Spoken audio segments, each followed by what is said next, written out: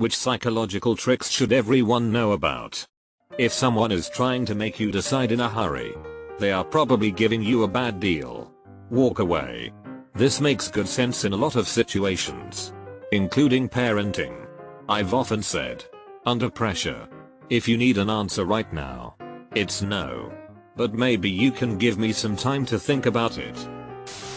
If someone has a panic attack, start breathing really regularly and loudly. Even if it's really obvious, that person is panicking and probably won't notice, but they will start breathing in tempo with you. It's something nurses do with patients in A&E when they can't get themselves together. If you feel lazy, doing something that you don't want to, like getting up at 4 AM to work out, count 5 4 3 2 1 and get up. It will get easier after a while. You create habits. To add to this, if you sometimes just promise yourself you'll work on it for only 5 minutes and then you can stop, you will most likely just work on it until the task is done or after it's been a few hours. Once we start something, it's easier for our brains to just keep doing it. The hard part is starting something new. And stuff usually isn't as bad as we fear it will be. So maybe it can be the 5-5 rule. Count down from 5 and then get up. And then say if you absolutely can't stand it, it will only last for 5 minutes. Nervousness and excitement have the same body reaction, so if you're nervous for a speech, instead convince yourself you're excited. It's proven to give better speeches too. Get your butterflies flying in formation. Anytime I have to give a presentation, I tell myself that and it helps.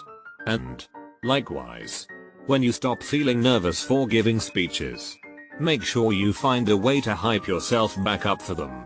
Believe it or not, when you've done the same thing over and over again, the battle becomes making sure you still have good energy. I like to make sure I'm still a little nervous. Physical contact makes you more likely to say yes to a request. I'll make sure to hold my so's hand when proposing to them. Sometimes pretending that you are naive gets you more information. I like using this one. If I act like I know everything I need to know about a project, the people I'm working with will likely assume that's true. If I act like I don't know everything about it, someone will likely take the time to explain it to me. I've noticed that usually when I get someone to explain something to me in a situation like this, they'll explain it in a subtly different way that I may have understood it. And then I understand it that much better. Sometimes the new level of understanding leads to being able to contribute new ideas to improve whatever it is that we're working on. Tried and true. Looking straight ahead while walking in a crowd usually makes people move out of your way. I read somewhere that as humans we trace the eyes and avoid walking in people's eye lines. If you're on a collision course with someone, say, a wall of 4 or more teenagers who think you're some sort of apparition, stop dead in your tracks and stare at them. Guaranteed they will either go around you or flee in terror. If you need to remember something, think about it while doing something noticeably unusual. This will pair the memory with the something, so that when it is noticed later on it will trigger that particular memory. For example, I need to take out the garbage before going to bed. Put your pillow at the foot of your bed. This is a good one. Sometimes I'll do things like leave an object in a weird place. Then I see it and go, what the oh? If someone annoying is at your office desk at work and won't get the hint to leave you alone, print something and ask them to follow you while you grab it off the printer. Then walk them back to their office desk instead of going back to yours. They'll usually sit down without realizing what's going on, thinking that they chose to go back. That's great. I'll have to try it. Another good version of this is when you have had enough, just stand up from your chair while you talk to them. This works for me on almost everyone apart from one person in the office, who just continues awkwardly standing there in silence for far too long. Get people to contribute to an idea and they will be more likely to accept it. Studies show that it doesn't take that much involvement in the creative process to get people to take possession of a proposed plan. These steps were created by Dr. John Kotter and typically refer to organizational change. However, change happens in daily life and isn't limited to business. Taking them slightly out of context but keeping the fundamental message allows for change management theory to work within most contexts. There are actual steps to change that have been proven to work. These are the 8 steps of managing change. Create a sense of urgency. Make people aware of the need for change. Establish teams. This allows for communication and cooperation. Create a vision.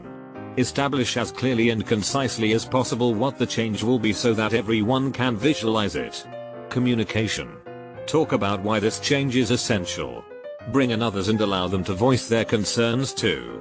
Removal of any obstacles that can ultimately undermine the vision. Generate short-term wins. This motivates people to perform and see that the change is actually working. Don't get sick-kid. Declaring that change is prematurely successful is the key to failure. Maintain short-term goals. Establish that any long-term win is going to take time. Making them concrete. Change is successful when it becomes habit. When it is universally accepted by all involved and is continually supported. Whenever a friend tries to show you something that you already know, it's best to let them. It makes them feel good to show you something and for you to enjoy it. Sometimes if you say, "Oh, I already saw that," it'll upset them a little bit. Another how to get people to like you trick like this is, when conversing with someone, after they finish up their story, ask them at least one question about it before you jump into your story. It shows that you're listening and interested in them, making them feel important. I hate it when people are just waiting for their turn to talk. While talking to someone, ask through hand gestures for something the person is holding. You'll probably have it. Conversely, hand someone something while talking. They'll accept it most of the time. I do this at work as a server. I just hold my hand out while I talk to them and they hand me what they don't need want. Saves a step and sometimes awkwardness of asking. When a group of people laugh, they tend to look at the person they like the most. Wow. I didn't know that so many people like me. They usually look right at me when they laugh. Now what does the pointing represent? 3-minute rule. If it takes less than 3 minutes, do it and you will feel better. Examples: making bed, doing dishes, etc. It makes you feel the tiniest bit better if you're dealing with depression. Maybe I will start brushing my teeth. If you whisper to someone, they'll whisper back even if there's no reason to keep your voice down. Also, people will pay closer attention to what you're saying. Compliments are very important for self-esteem and the building of character. Don't be afraid to tell someone how nice they look or that they are doing a good job, even if it doesn't seem like it at the moment. It will make me feel a bit better and they will appreciate it. Yeah, I love giving compliments. It's free and make that person happy. Way to comment. Good job. If you want to avoid office politics, say good things about coworkers behind their backs. If you want to avoid drama in any situation, say kind things behind people's backs. Word gets around that you think highly of them and they start to think highly of you in turn. It's worked for me in school, works, and social situations. Even just something like "X is so nice" gets you far. When someone is speaking about something they enjoy, give cues for them to keep going. Like say, "Wait. So you're saying, no, are you serious? Hold on. I don't get that last part." Basically, active listening. More of a skill than a trick, I guess. It's a great way to get on people's good side. You share nothing about yourself but they walk away thinking you are a great person. "Wait. So you're saying" is something you have to be careful with though. They might think you have no clue what they are talking about or you're putting words in their mouth. If you think someone is watching you, fake a yawn. Then watch them. This is some CIA level If you ask someone what color is your shirt immediately before playing rock paper scissors, they almost always choose scissors. Just tested on my grandma and it worked. Get wrecked, grandma. I knew about this trick, and when people asked for the color of my shirt, I would choose paper instead because I knew the trick. I won a lock of rock paper scissors. Who the F figured this out, LMAO? When you see someone you know, on the way into work for example, smile a little wider when you see them. And smile with your eyes, the kind where the smile makes you squint a little bit. It can brighten people's day a little, making them feel like someone else is happy they're around. I smile with my mouth only to make their day a little creepier. Always give a person two choices.